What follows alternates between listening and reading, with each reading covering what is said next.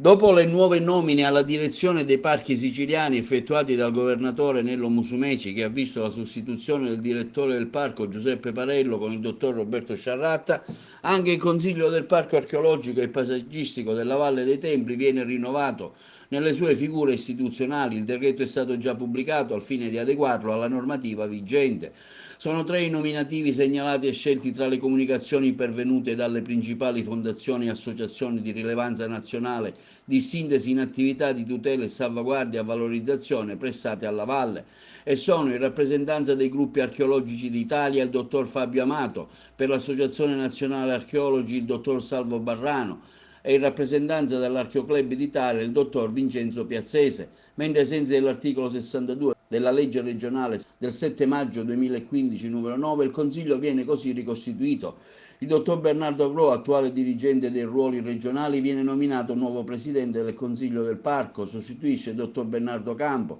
Il sindaco di Agrigento pro tempore, attuale Lillo Firetto, il sovrintendente ai beni culturali, dottor Michele Benfari, e l'avvocato Luigi Troia di Porto Empedocle come esperto in economia dei beni culturali e già noto come figura di spicco della città marinara, essendo lo stesso stato anche presidente del Consiglio di Porto Empedocle.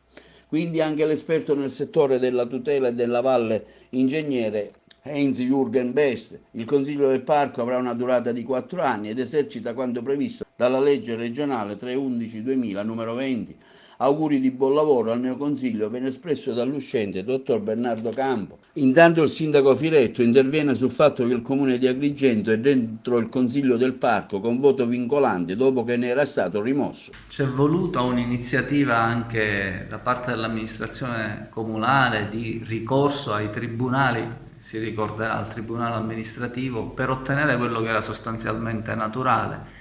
e cioè la presenza del comune all'interno dell'ente parco con voto non consultivo semplicemente, ma con un ruolo di proposta concreta e quindi con voto vincolante, con una presenza legittimata a tutti gli effetti, cioè la città che governa e sta dentro il suo parco, che era la norma così pensata al momento dell'istituzione degli enti parchi e che improvvidamente alla fine della legislatura dell'AS precedente si realizzò questo scippo, pasticciaccio brutto che ha avuto anche un riverbero di tipo giudiziario. Ci ha pensato allora l'assessore Tusa, che poco prima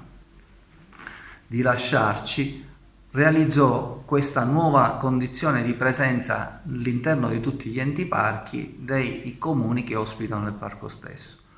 Con l'intervento in giunta finalmente si determina una chiusura definitiva di questa brutta pagina. Agrigento, come anche altre realtà, entra di diritto all'interno del parco e la regione ha pensato di